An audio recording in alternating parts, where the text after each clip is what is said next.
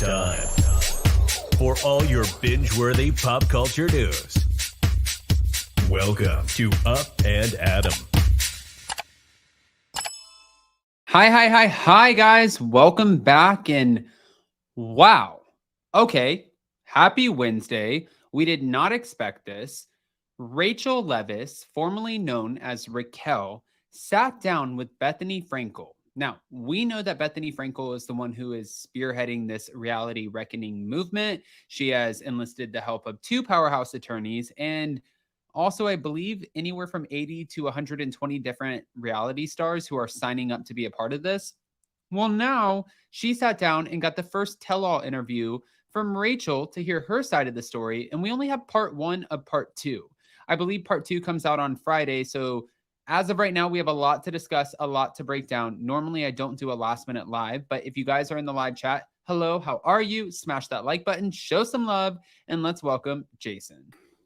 Yay, last minute replacement. Oh, hi. Hi. Wow, this is kind of crazy because I just, I wasn't supposed to do this live with you, so I had to rush and listen to the podcast. And it's been such a busy morning already. We're moving and things are happening. So it's just like, I have to go listen to this. So I listened to it and it wasn't what I expected it to be. And I know this is just part 1, but I do have questions. So I don't know where you even want to start with this. I think, well, let's start with this. I mean, yes. By the way, thank you, Jason. You look amazing. Guys, that's my husband. Oh, thank you. Don't do and that. 2, we were going to come on with Bravo and Blaze, but guys, it's always, when it's a last minute, I need to stop saying guys. I need to find like a good synonym. My point is we asked Bravo and Blaze and a few other content creators. Unfortunately, for other people, they're on the West Coast. So when we reach out, this came out this morning at 7 a.m., which was only 4 a.m. on the West Coast. So people in California, when this came out and we started posting about it, people are still waking up. So I was so I mean, it's hard to reach out, it's funny because I just finished Anchor Watch last night about 12:30, and then I usually stay on later with Josh and Captain Sean, and we talk until like 1:30 in the morning, right? So, I know you had a late night. I forgot about that. But he's texting me at 8 o'clock my time. I'm like, how are you awake from last night, even though it was earlier there? Yeah, it is hard to reach out and ask people to do last minute lives, especially when it's so early and stuff is just coming out. And so, yeah. Crazy morning. Listen, we're here. We're going to talk about it. I'm going to go ahead and bring up some things, and then we're going to get into the conversation. So if you didn't see, Bethenny Frankel posted this morning saying, a woman's voice is very powerful. Now Rachel is using hers to tell her own story for the first time. Part 1 now available on Just Be with Bethenny, wherever you listen to your podcast. And that's kind of how this started. But from there, I'm going to go ahead and switch this up. You ready? We're going to give the first clip. Okay.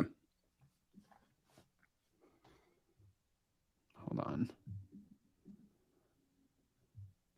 You were born Rachel, and then at some point you didn't legally, but you just wanted to be called Raquel. Mm-hmm. Diabolical, demented, subhuman, shut the fuck up. You are nothing, you are nothing, you are nothing. I would have killed someone. Has anyone said that you're a human being? How did you feel knowing someone that you thought you were in love with recorded you? I wanted to know if you think that they feel that they went too far, the cast, and if... Okay.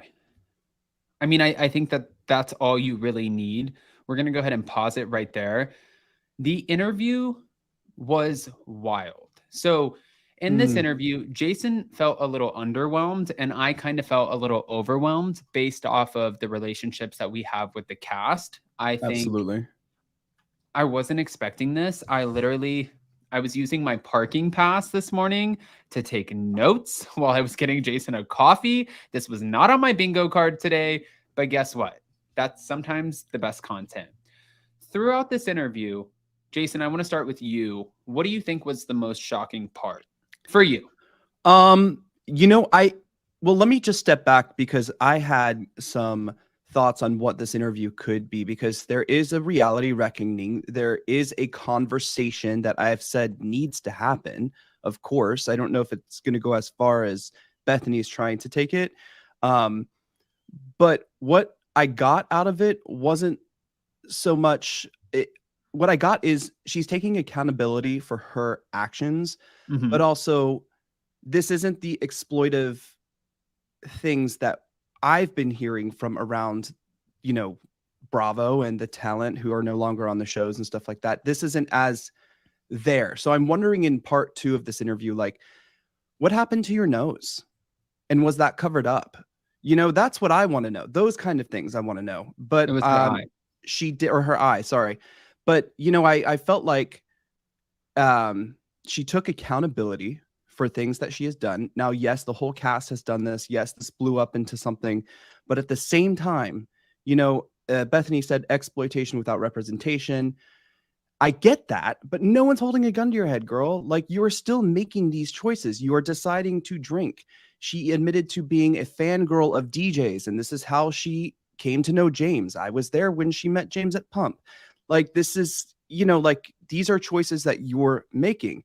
Another thing that didn't sit well with me, and I'm sorry to go on a spiel here. No.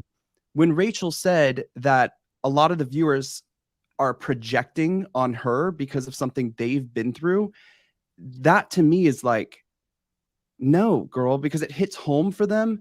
It's like, yes, but they're upset, but you did it. You made that decision. You made that choice. And it's like, no one is forcing you to do anything. No one forced you to go back to the show and film again. No one forced you to show up at the reunion.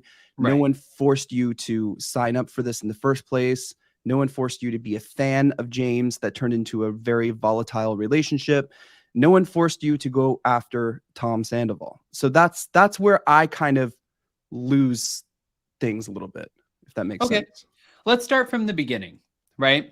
So we start off, and she said that right now she feels like after coming out of therapy, she's at a place where this makes sense to her, right?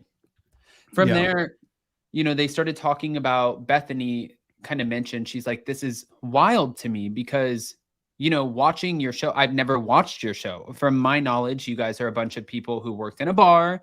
You guys drink a lot of alcohol. You hook up with each other. But this affair took on a name, which was Scandival. And then it was like shot through the PR machine that is Bravo NBC. Right? Because it's like, we're going to make a shit ton of money. So that's kind of the stance that we start off on. Right. And then at the same time, this was supposed to be the last season of Vanderpump Rules, and then this all happened. So to save the rest of the season, to go into one more season, which I think it only has one more on its, life span here. But we thought that they picked up. Too. I don't think we're going to see anything that's going to drive us into season 12, but that's just my opinion. I've been wrong 3 times, so who knows? Yeah, that's fair. I feel, like, of course they picked up on this, but the show was pretty much done and wrapped, and then they picked up cameras again, and we got this going again. You didn't have to, again, they're going to do that because of a decision you made and it came out. Of course they're going to do that. That's what they do. You've been well versed on Bravo. Obviously, you were a fan of DJs or maybe just James or the show and wanting to get on. You've watched the show for years. This is something that's been spiraling and happening before and before. It's like, there was a roadmap there. Well, and then I want to kind of get into this too. Again, I'm going to go through, bear with me, Jay, because I'm going to go through and I'm going to hit you with the points. Sure. Bethenny said, why me? Why did you choose me when you could have went to anybody else? Now, I'm pretty certain that Bethenny is not the one-stop shop for this interview. I believe that there is a huge publication that is coming out.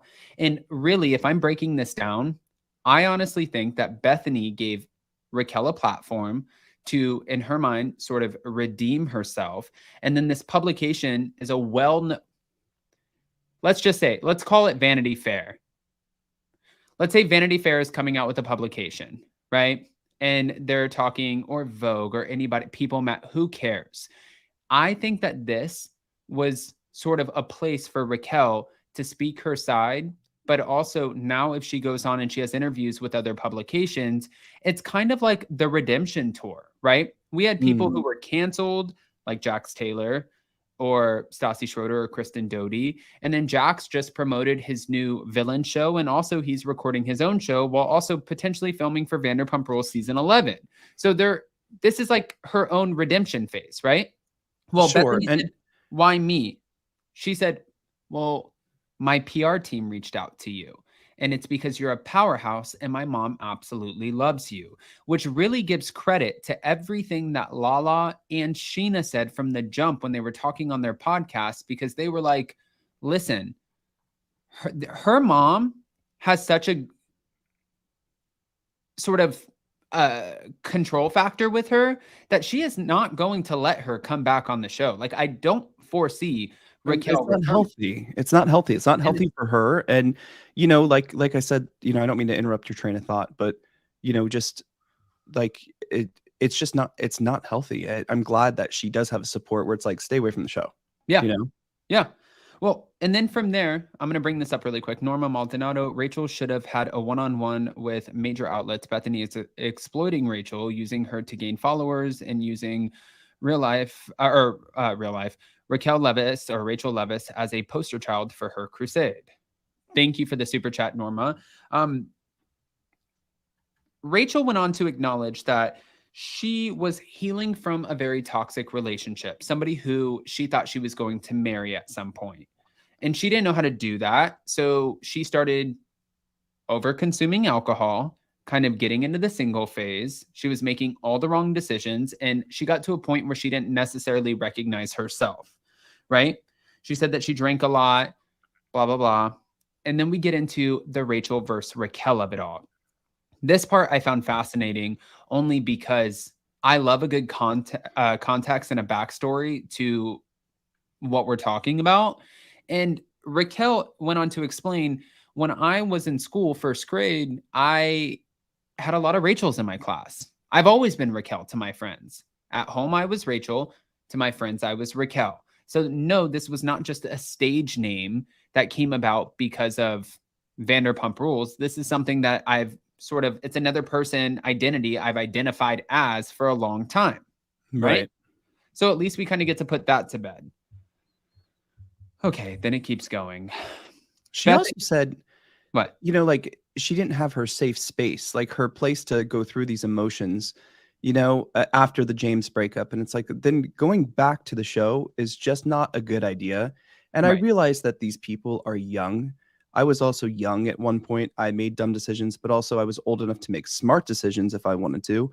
And I feel like maybe you should have just taken a break from the show if you didn't feel that was a safe space for you, you know? And I do understand that producers get in their ears and they say, if you don't come back, you know, your story will be told for you. Someone else will tell your story. You need to come back and finish this. You need to be the winner in this James breakup, you know?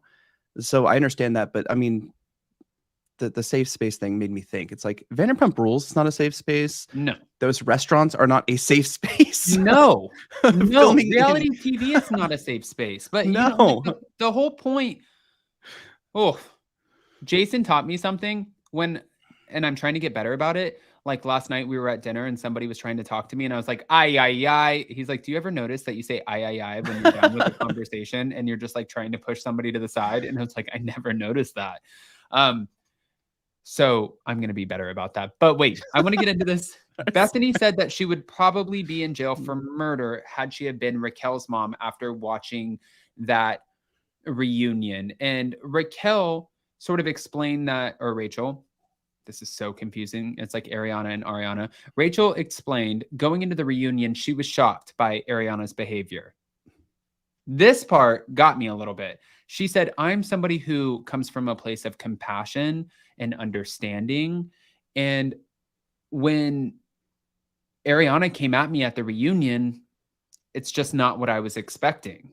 And I thought in my mind, no offense, I'm not saying like, yes, just bury Rachel over here. But I'm saying in my mind, I thought, how could you not have expected that? That's exactly what it was going to be. And you knew that. Right. Based off of the media attention that everyone was getting and the podcasts and the interviews and the things that were coming out from TMZ before you even got to the reunion. This was inevitable. Yeah. No, 100%. Well, from there, Rachel was asked about who can she trust at this point. Bethenny asked her, and she said, listen, at this point, I've learned my LA friends were my fake friends.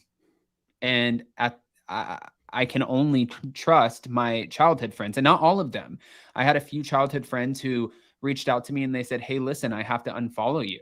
I have to no longer, like I can't speak with you. I can't be a part of this. So throughout this, she kind of probably took a group of 30, 40 people and condensed them to maybe 3 to 5 and realized who she can trust, who she can count on. She said, I trusted a lot of people who I thought were my friends who were affiliated with the cast. And I trusted them with some very deep, dark secrets, and those secrets came out. This is the unfortunate game of 1, Hollywood, and 2, reality TV. My dad always told me my whole life, you never tell your best friend your deepest, darkest secret, because one day they won't be your best friend anymore. And it's a negative approach, but it's so fucking true.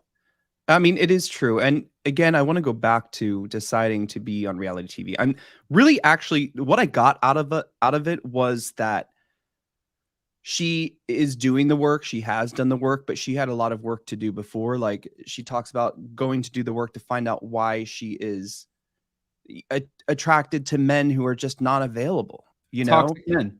And she got me a little bit, because I was like, wow, you are really doing the work. So you did go to a facility with a stop at Miraval on the way and on the way out, but like, you did go to a facility, you did do some work, you decided to stay there longer, if that's what she's saying anyways.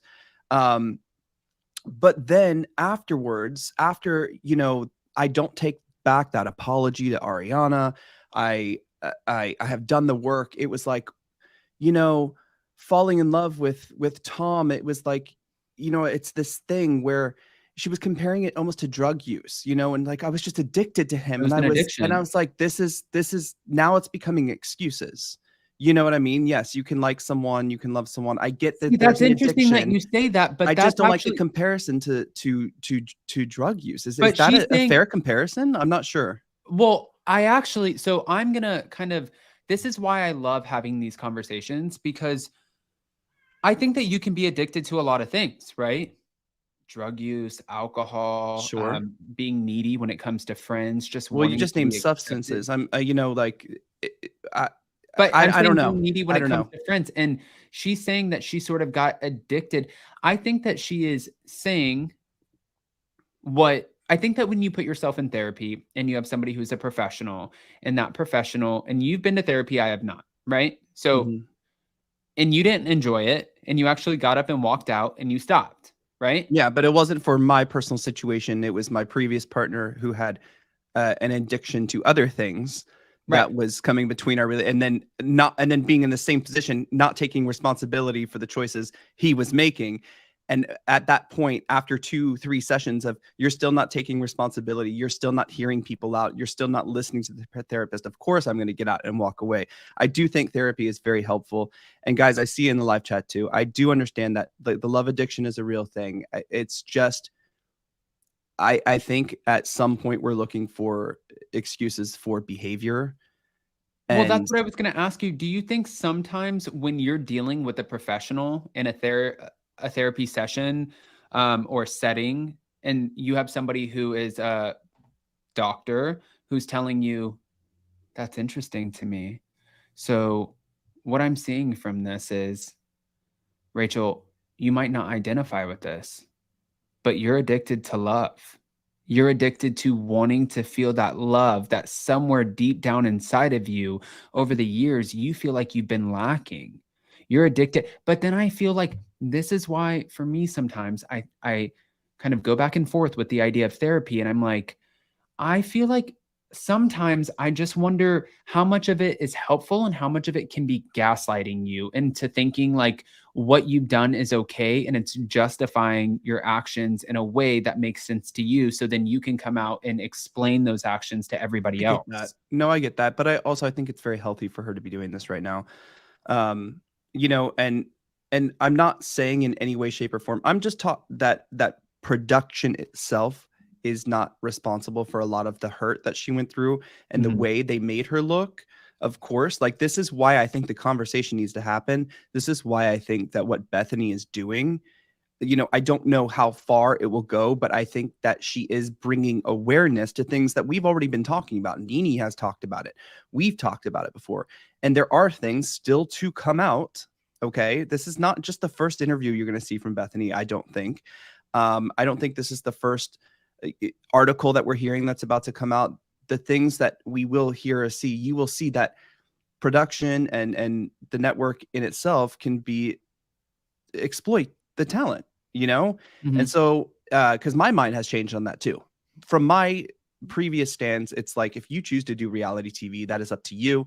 No one's holding a gun to your head in the amount of drinks you're going to have.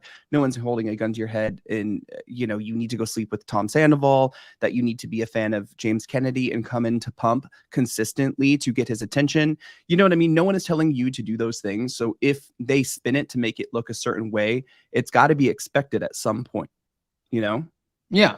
Okay, so I'm going to read this really quick. Ness, I asked a psychic on YouTube about Raquel before the season 11. Read Raquel would take a break from season 11, plus would get help from another woman, Bethenny, in video on YouTube. Thank you, Ness. Thank you, Ness. Yes, I get what you're saying, because I remember the early stages of being at Sir. I remember when James had a girlfriend before Kristen Doty, and obviously him and Kristen being together got him on the show, right? Mhm. And I also remember around the same time that Raquel came into the picture, and James was DJing at Pump and doing these different things, and Raquel would show up, and then Raquel would sort of follow them when they would go to the next spot, and she made sure that she was around. I think she kind of tried to explain in this interview that she didn't know what she was getting herself into. And she was like, I was wanting to be around DJs and I thought in my mind. And it's like, she didn't understand what she was actually entering into when it came to this whole situation. But wait, it keeps going. So she said that she still stands by her original apology that she posted on Instagram, again, saying that she had the need to be validated and be loved, but also that she looked up to her fellow cast members because she saw how they carried the show. She saw that they had affairs. She saw that they had toxic moments with the drinking and stuff like that. And that's what keeps the reality TV, machine moving. So when she was doing what she was doing, she didn't really think, why would this be a big deal? They've all done this before. She was kind of shocked because almost all of the cast had been in an affair before. And she said when it came to season 10, while filming, I was committed to keeping the secrets. Bethenny asked her, why did you do that last part? Right? The part that Alex Baskin and so many others swore would make the cast members of Vanderpump Rules really seriously contemplate signing their contracts. Right. It really was not that big of a deal. And she said at that moment, she was committed to just giving her truth. And she was so loyal to Tom Sandoval before and lying to everybody else, but she thought that could potentially be her last moment to tell her truth. She didn't know if she would be back. So that's exactly what she did. She took the opportunity and she had to throw him under the bus as well. What were your thoughts about that? I think she finally listened to herself. Mm-hmm. I also, just to go back to, I believe her portrayal is not necessarily who she is. Okay. I think she is a better person than this. And I think she got caught up in a lot of the games that are being played, because she wasn't really a main cast member before. Right. So Right. the main cast members are going to also save themselves from this whole situation as well. But I don't know. I get lost because we have personal relationships with all of these people, and we know interactions that Raquel has had with these people. We know things that have happened behind the scenes. We've been there for some of the things that happen behind the scenes. So it's hard for me to really believe some of the things I think have been a little skewed. She's changed certain things. So I'm sitting on this fence with with Raquel right now, or with Rachel. Sorry. Oh no, we'll get into that too. Kirsten, her reaction to everything just brought up all the rage I had when this first started, the excuses, and according to Adam, her lying about their personal interactions behind the scenes. Well, According to Adam, Kirsten. Wow. Just put that on me. No, it is true. I think that when talking about Vanderpump Rules, unfortunately for us, I think it's so easy for a lot of people, but we do have so many great relationships with some of the cast members. And I think that I love keeping and maintaining good relationships with people. I don't want to lose those or argue or fight. And with that, in the business that we do, you really have to walk a fine line, and you can't, Sure. you have to be not, it's weird. You can't be biased. You can't, it really is sort of a challenge, right? It makes for a better conversation. Okay, let's say that, because then like people are always going to come to you for what they want to hear instead of balancing the conversation, right? Yeah. All right. We're going to get Right, back here we go. into it. She also, Rachel, mentioned that she visited Tom Sandoval's friends and family in St. Louis, and it showed her honesty is one of her core values that she is not going to compromise anymore. But she went into treatment right after the final interview, and that's where they took her phone and confiscated her stuff. And she Mhm. felt that she was very welcomed by everyone, and everyone met her with grace and compassion. And Bethenny asked her, "Do you forgive yourself?" She said, "I do." Bethenny again said, "Why, Bethenny? Why me?" And she said, "You are the force to be reckoned with. My mom loves you," which sort of gives credit to exactly what I said before that Lala and Sheena said on their own Yeah. respective podcasts. But the part that got me was she did say, because Bethenny's whole, saying for this is exploitation without compensation, right? Right. She feels exploited in that the network is running to the bank with the scandal, but not giving her a single penny. She didn't even pay for her own treatment. Her parents helped her pay for that. Thoughts? About the treatment, about the About exploitation. her, I guess, not receiving any money for it.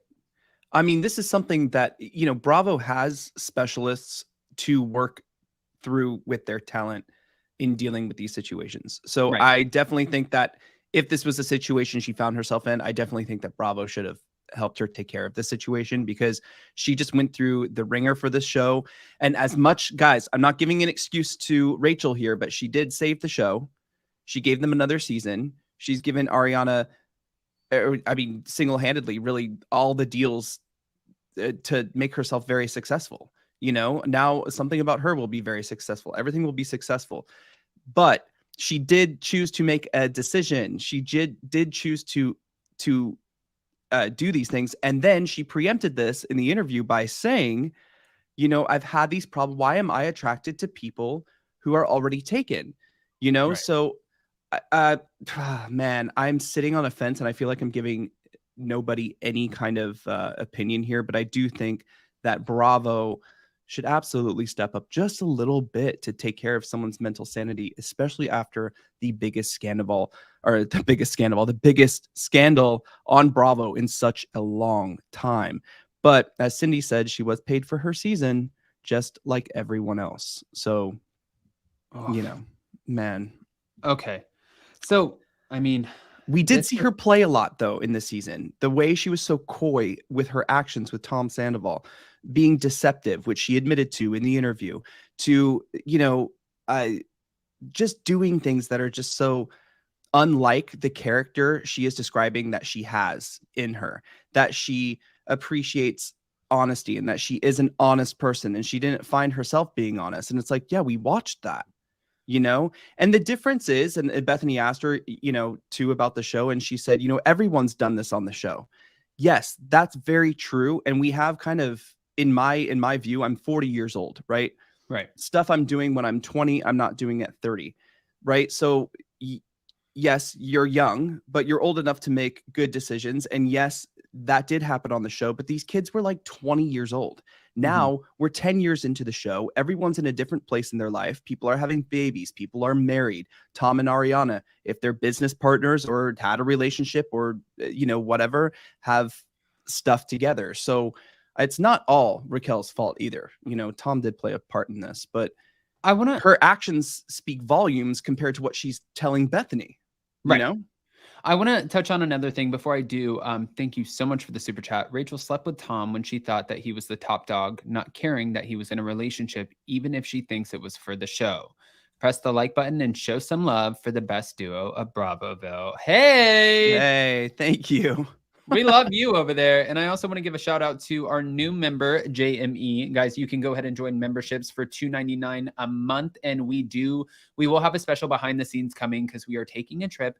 We're headed out of town at the end of the month and headed to Los Angeles. And you guys are not going to want to miss that video. But getting back to it for a second, I remember Rachel being around a lot at TomTom. And I remember around the same time going back and forth, and her ended up, Sheena was giving her a place to live, right?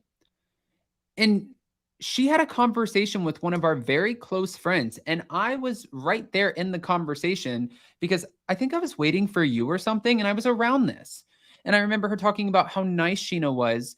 And she said in this interview, I paid rent, right?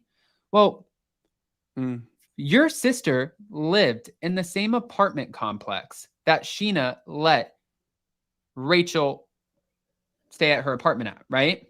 Those apartments at the time ran from $2,900 to $4,800, depending on what size apartment you had. I remember Rachel saying that she paid, I think she said she paid like $1,000 or $1,500 or something like that. Yeah. She didn't pay a whole lot. So I understand that you're saying you paid rent. That's not the full rent. You got a full apartment. And she kind of went with this narrative that it almost sounded like she was saying Sheena has like this sort of, you might as well have said she had a God complex or a savior complex. Like Sheena was trying to be the mother, the sister, and she gave me these things and she gave me this place to live. Girl, where did this Mercury and the cat story come from? That was never true. I mean, I would love to ask Sheena about that. I'm pretty sure that is not true, but also I'm curious to see, I'm sure everybody, especially the Vanderpump Rules cast, they're not going to talk about this right now unless they talk on their own platforms. And they're smart for doing that because if she's going to, put this out there, they might as well monetize in the way that they put it out there. But in this instance, I'm thinking nobody else offered you a place to live. If she gave you a discounted rent, I don't know where else you can go in Los Angeles and get an apartment for under $2,500 and it not be a complete, I'm ready to get out of here. Yeah, no, crap hole. Yeah, no, 100%. Right. I just kind of everything. I feel like we were talking in circles because what I got from her, or she was talking in circles, is she's apologetic and she's accountable, and she's done the work. But let me tell you about all the excuses of why I made this decision. And let me tell you that these people were never my friends, these LA friends, which we damn well know that if you live in someone's apartment, they're your friend, And she talks about how she was an acquaintance with Ariana. They were show acquaintances. That's kind of how it works. But you've been on the show for a while. You know what I mean? We've been at parties with all of them together. Right. So it just I'm a little lost. I want part 2. I want her to dive in a little more into trying to convince me that there were many things to make her make these decisions. Mm-hmm. It's silly to me. Well, she also said that she almost went back to the show. And she said, and Bethenny kind of said, listen, this is a zero-sum game. This is kind of like you either kill or you be killed. You either destroy somebody that season or you get destroyed. And if you're anything in between, you're a friend of or you're fired. That's what she said. Right. And for her, she said, I really thought about it and I almost went back to the show because I didn't want to end off and have my last season be me being the villain of this story. And Bethenny said, that right there is the addiction. That is what keeps everybody coming back. And I agree with Bethenny on that point. Because if you told me that, I'd be like, let me sign my damn contract right now and I'll go prove them all wrong. No, that's what Cameron said when she came back. She's like, I didn't want everyone to remember me falling into the bushes drunk. I wanted a redemption, when I think about Tamra Judge, that's all I can think about are many times of her stumbling drunk, just like Countess Luann falling into some bushes. Yeah, no, we're okay with it. I mean, she makes it fun. It's not like, there's not this going on. It's the part 2 where just to go back to the whole friendship thing and saying that these are not her real friends, where she admits that Ariana has always been encouraging to her and was being a friend, and she is remorseful that she was so deceitful, and blah blah blah. I'm like, you just said your acquaintances, not really friends, but you're saying that she's always been so nice and encouraging, and it just makes me think. I'm like, I just don't feel like because I believe that she has done work. I believe she is accountable. I believe she is very sorry. But then the excuse part of like, they're not my real friends, you know, but then you backpedal with, but Ariana has always been so great to me. You know, it's strange. It's strange. Well, I think that also, you know, I spoke to Dakota this morning, who immediately first thing in the morning was like, did you see this? And I'm like, just opening my eyes like, oh, okay. Wow. When I did, we had a conversation about it as she listened to it, and she had a great point. And that point was, if you want to tell your side of the story, I think that it's important to keep it about you. I think that in the moment of telling your side of the story and trying to throw like other people under the bus, even if you feel like they did that to you, I think that you start coming off a little defensive and losing the argument and or the conversation, right? Right. And another thing that sort of like it threw me for a loop. And the reason why it threw me for a loop was, we talked about this before, guys. We had one of the producers reach out to us, and this was around, it was after season 8 for season 9, right before the pandemic hit. And they wanted to have a conversation, do an interview at SIR, blah, blah, blah. And I always wondered, like, how worth it is reality TV? Like, how much money do you really make? The housewives are on a different trajectory from maybe the cast of Vanderpump Rules. Sure. And Bethenny Frankel made an interesting statement saying, you last season make less than my interns. What? She gave you, I mean, to be fair, you got Scandival and she's making less than the interns? I don't know about that one. That's wild. It is wild. You know, like, guys, we did a podcast because, you know, producers did want to sit down with Adam and I multiple times. They don't have a gay couple on the show. I was managing Pump. Adam was working at TomTom, had previously worked Shout at out to SIR. Jeremiah. So yeah, so we sat down, we did the whole interview process, and I mean, I'm just not like, there was like a moment where I think people wanted me to not like Sheena in this interview, and I was like, I think she's great. Like, you know, Do you remember that? that? Yes. Oh and my like, God, well, they were trying to get you to talk shit about Sheena. and I couldn't, because I know who I am and I know what I say and I stand behind what I say. So I couldn't do it. And then you and we did a whole podcast episode about this. If you go to Up and Adam's podcast, it's near the beginning, maybe like the 6th episode, when it used to be Hot Messy podcast. And we talked about exactly why we could not do this show. Adam and I, at the time, we were doing interviews for the show. We were 7 years into our relationship. We were engaged. This is not the time to start a reality show. You see what reality show does to people. You see what it does to relationships. And I just felt like, you know what, Adam, you and I have our shit together. Why would we go play in the dirt with this? It is a decision, but we were able to make that decision. Right. Right. Also, to be fair, that's because we went through the interview process, I just want to kind of give a quick disclaimer. That does not mean that you're necessarily going to be picked. 100%. So this comes back and it's like, you guys weren't picked for the show. We never said that. 100%, but we decided not to move forward with any more of creating, you know, context for a reason to put us on the show. True. Right. So that is where we drew the line. We were like, this is it. It's cool. You know, my mom was there. She was next door at Tortilla Republic having a drink, waiting for us to get done with this. So when it existed. Yep. Yeah. When it existed. But okay. You brought this up. Layla C said, Sheena's vlog shows Rachel traveling and partying with her all year long while not filming. I don't go on vacations with people that I'm not friends with if I'm not being paid. That right there is an incredible observation. Great point. That is a great observation. Point. That is what I don't even know how to. Sheena could literally post that right now and be like, but wait, as you guys know, this shit doesn't stop. So let's keep going. Of course it doesn't. Jason, will you take that comment down real quick? All right.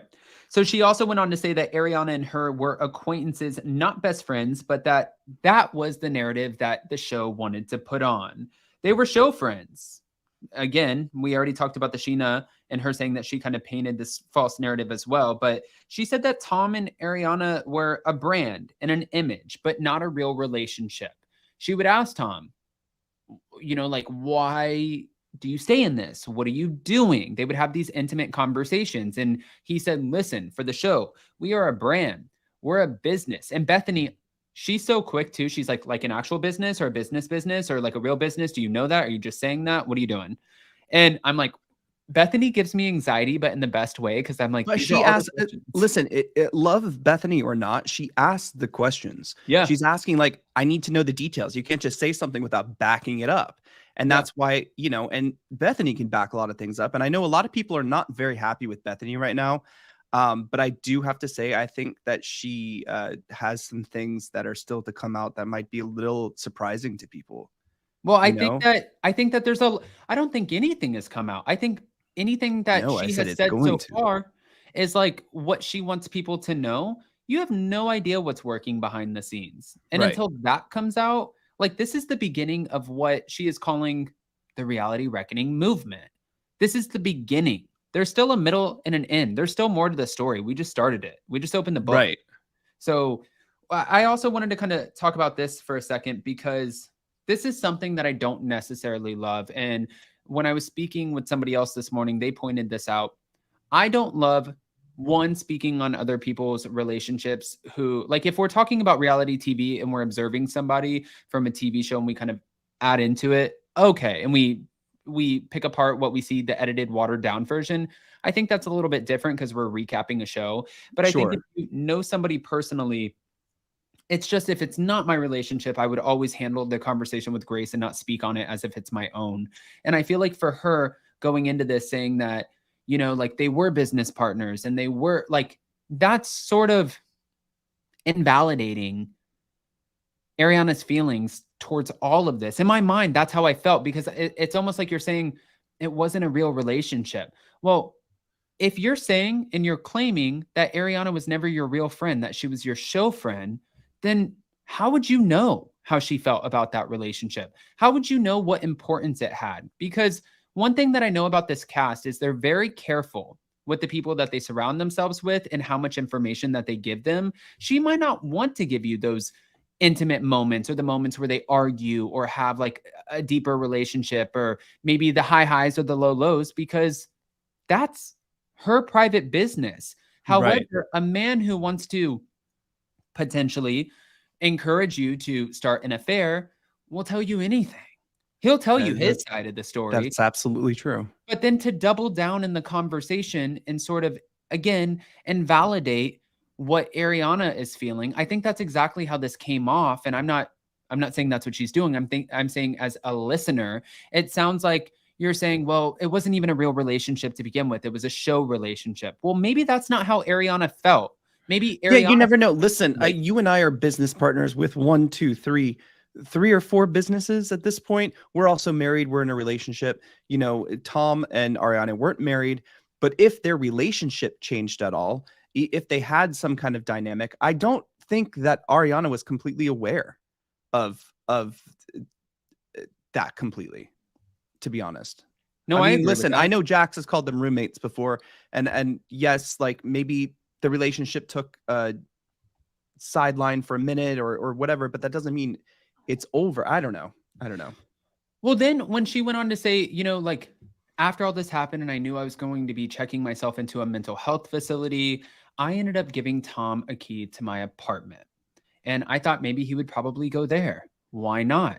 You have a key to my apartment. Well, thank God we're not in Sheena's apartment anymore, because, you know, but be awkward. She said, I gave him a key to the apartment. And Bethenny said, interesting. So do you think because Tom and Ariana, you feel it to be true that they were not, in fact, in an intimate relationship? It was more so of a business strategy and sort of presenting themselves as a brand and this power couple. Do you think that's why they're able to live with each other? Because there really was no love lost, because there was no intimacy to begin with. And I think that Bethenny speaks really quick, and Rachel was trying to process that. But she sort of said, yeah, actually, it's kind of what it seems like, because how else would you be able to live in a house with somebody that you truly loved, knowing that they're in a different relationship and now we have to pass each other awkwardly in the kitchen and stuff like that? It's weird. It seems strange from the It is outside strange. looking It's in. like, sorry, hey man, just making some toast. You know, you don't want to talk about anything. Like that would be so I mean, I awkward. could not live with you. No, I hell couldn't live no. with you, You'd but be out in 2 seconds. But also, I wouldn't be the one to move out of my $2 million mansion that, like, if we both equally bought a $2 million home and it is 5,000 square feet and it's big enough, I'm not moving out to just go to stay in an apartment. And she did say he tied up a lot of his money into shorts and sandies. And maybe that's the reason he didn't want to move out. But you still had a free apartment, which was Rachel's apartment. But also, I would stick to like my guns or my ground or whatever you want to call it, whatever the saying is. And I would not leave my $2 million home. I'd be like, Jason, why don't you leave? Why do I have to leave? Right.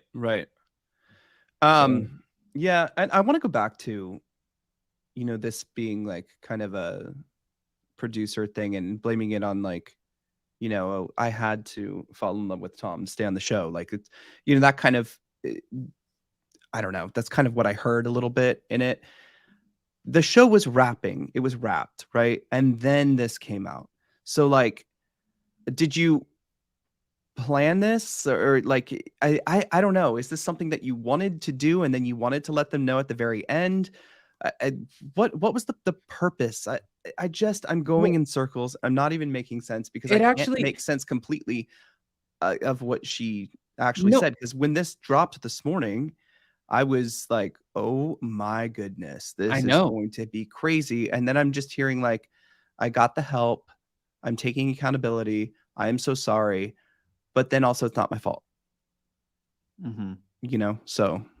Okay. So she went on to explain the X-rated video, which I saw, and we can't use the P word on here, guys, because it's YouTube, the algorithm, don't want to get in trouble, but it was called Revenge with the P word, right? The X-rated video. Right. She ends up describing the night that happened at Watch What Happens Live, where the temporary restraining order was birthed, right? She said the night before, she was in her hotel room and she was feeling a little naughty, decided to watch this X-rated material, and she FaceTimed Tom Sandoval. In that moment, they started doing things, right? And Tom recorded the FaceTime without her knowledge. The next day, that is a problem.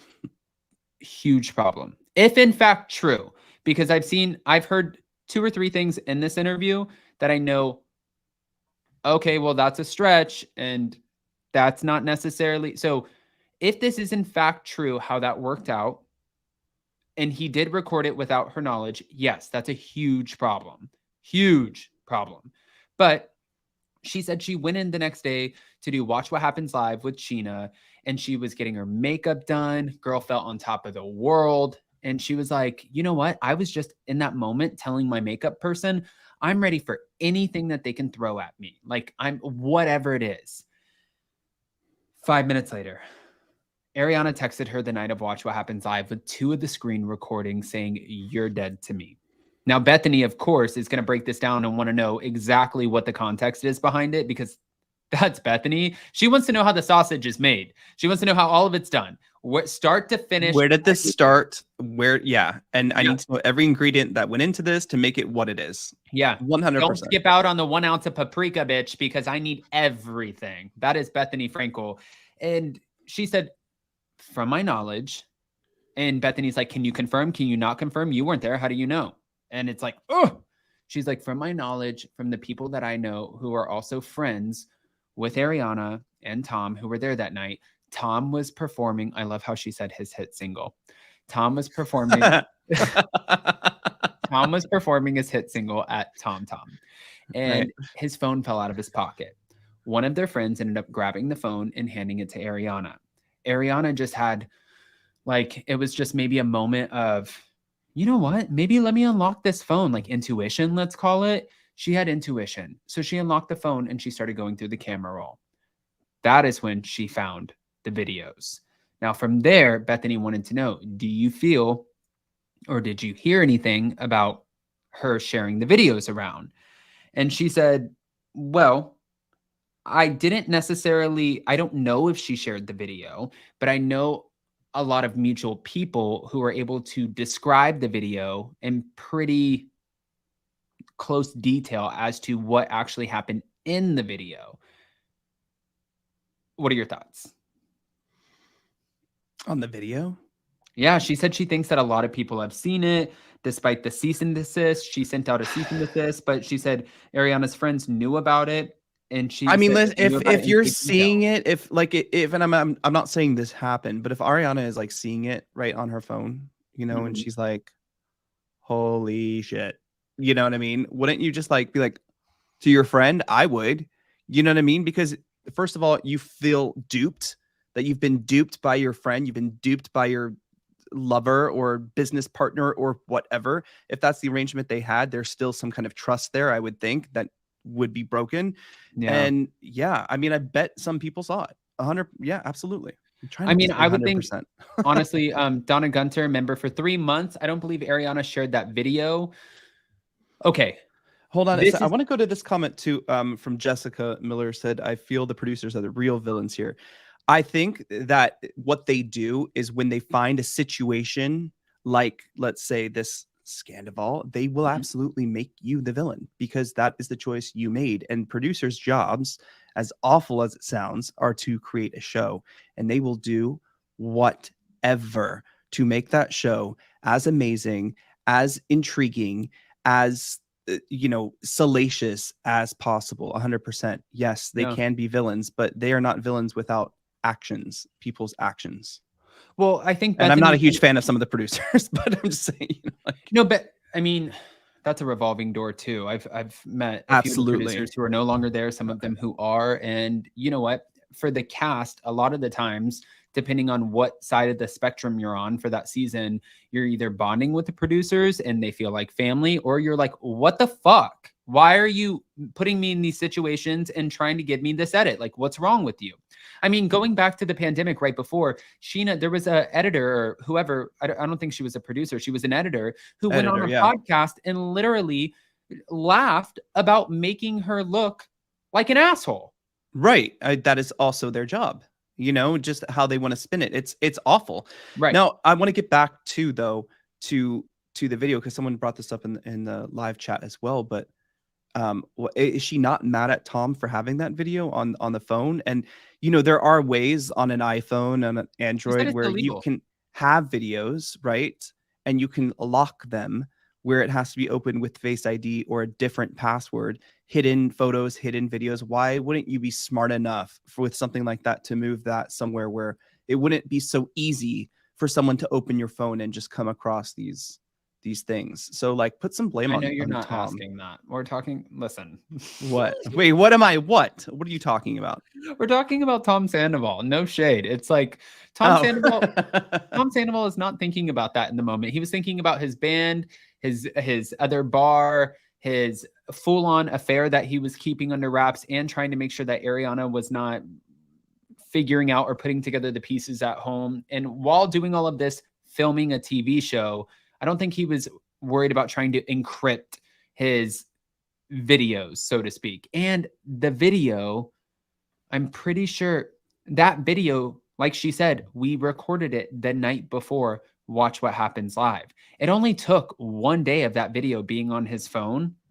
I don't think he had time. I don't think he had time to think about it, time to delete it, who knows if you were drinking, if you were taking things, who knows where your mind was, and if you even remembered that video was on your camera roll. But on top of that, if you like, their schedules, Jason. Like, even when Max joined for season 8, it was like he would come in so flustered and be like, I got to manage this restaurant and I'm filming. And do you remember what I used to say too? I was like, that is his choice.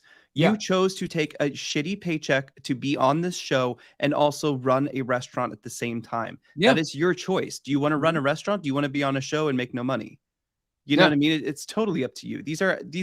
It brings, and I don't know if it's just because maybe I'm older now. I've made some dumb decisions in my life, but really, like, it all comes down to people making decisions, personal decisions. And that's where, I don't think this whole talk about reality TV would be happening, this reckoning, if SAG wasn't striking, if the writers weren't striking. I don't think we would be talking about this kind of thing because we ignored it when Nene brought it up.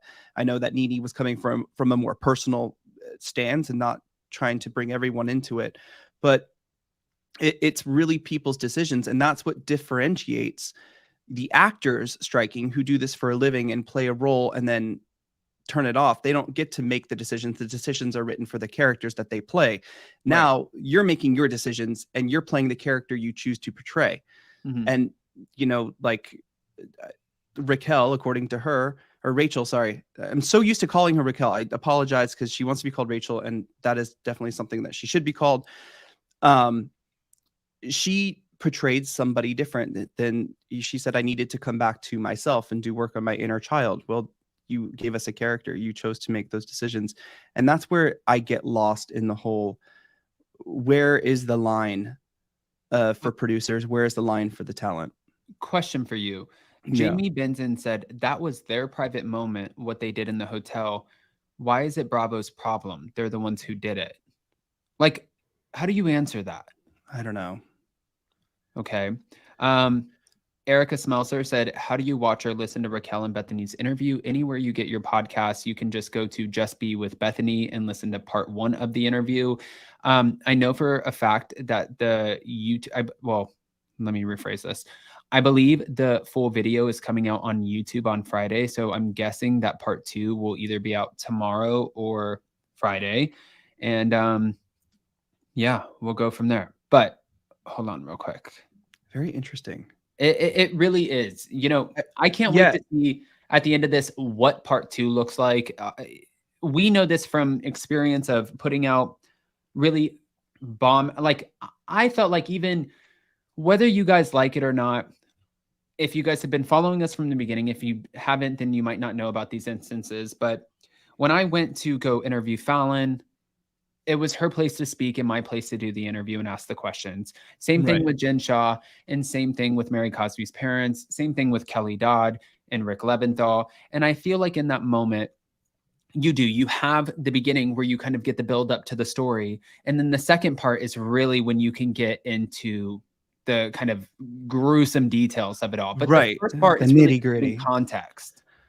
Yeah. And I believe that's important. And, you know, this is where too, and I think a lot of people are, you know, have very different opinions on Bethenny and different opinions on Rachel and stuff, but there really is a conversation. There's a conversation to be had about where the line is. And I'm kind of glad Bethenny is providing a platform for this to be heard, whether you agree with her or not, and whether I agree with her or not. Maybe I don't agree with everything she's saying. Maybe I don't agree with everybody that she has on the show, but it is a conversation, you know, and I think this will kind of put eyes on certain things from happening. We just watched what happened on Below Deck and how that is being exploited, but also what producers do to get them there, which I think people will hear about eventually. Yeah. Wow. All right, guys. Well, Jason, do you think that we kind of covered part 1? I think so. Listen, I listened to it on, if you want to listen to it, I recommend, I know the feature is on Spotify and on Apple Podcasts, but listen to it on like 1.5, like speed it up a little bit, because otherwise you're going to be listening to a lot of ads and also a lot of breath. But if you just want to hear it, just speed it up a little bit. It's a good listen. It's a good listen, whether you agree or not, because you can make your own conscious opinion by listening. Diana, thank you so much. I appreciate you. Guys, for everybody in the live chat, we'll be back. We'll be back to talk about part 2.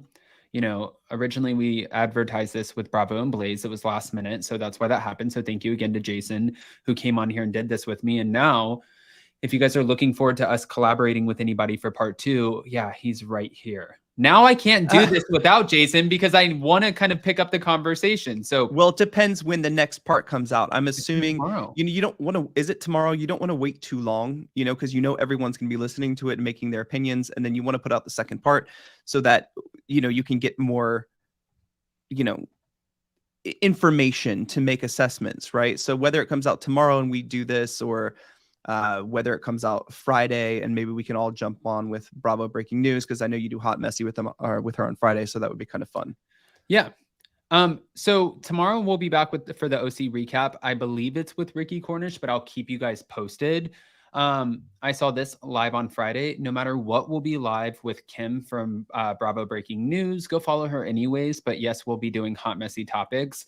And then depending on when this video comes out, this next part 2 or audio, that's when that same day, we will do the live. We're not going to wait. So if it comes out tomorrow, then we are pushing back the OC recap and we're doing it tomorrow. If it comes out Friday, I'm not. I really hope we get some more. I want some more information. Yeah. Okay. Because as crazy as everyone made this sound, and listening to it, I was like, well, we're repeating a lot of stuff that we've heard. And I do believe that Bethenny is, like you said, I don't know what it's like talking to Bethenny. I can only imagine, like, I need my answers prepared, and I need to know the information I'm telling is accurate, how I got there, so is there going to be a little more like grilling in a sense of tell me more? I hope so. I don't know if there will be, based off of the kind of like Bethenny getting emotional, Yeah. And I think that Bethenny got really emotional really quick in this interview. Not really quick. I think she got emotional because she looked at Rachel like, you are young enough to be my daughter. And she did mention, like, had that have been my daughter who put herself in this situation, like, I would have probably murdered somebody. So I think that Bethenny immediately put herself into mama bear mode. Yeah. And I don't know. I'm curious. I'm curious to see how deep she dives into it. But I did. She can relate to a lot of it too. She talks about these manufactured scenarios. She can relate to a lot of them.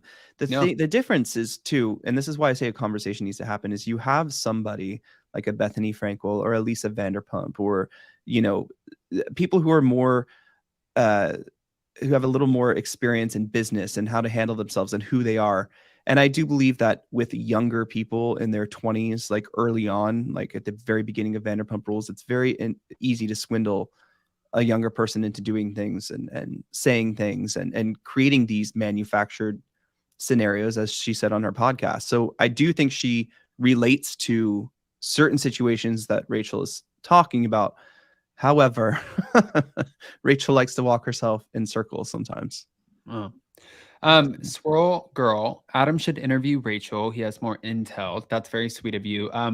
Guys, listen, Rachel just watched our stories before we came on here. I know that she is probably listening right now and watching, and she's probably seeing all of your comments. But if you guys want to go hear her side of the story, I saw in the live chat where you were asking, where can you listen to it? It's anywhere you get your podcast right there. Title is Just Be with Bethenny Frankel. And it's August 16th, 2023, Reality Reckoning, Rachel Leviss, Part 1. So go give it a listen and then let us know what you think, how you feel about it. Pop off in the comments, give us your unfiltered opinions, and make sure you go to both channels, vote in our community polls, and yeah, we'll keep the conversation going. Now, can I give a compliment to this community, because we complimented them last night on Anchor Watch, and last week when we covered the sexual assault on Below Deck, when we were covering it, everyone had a lot of opinions and kept the chat was so just respectful. And I know people have opinions on everything. People on Vanderpump Rules, producers, Bethenny, Rachel.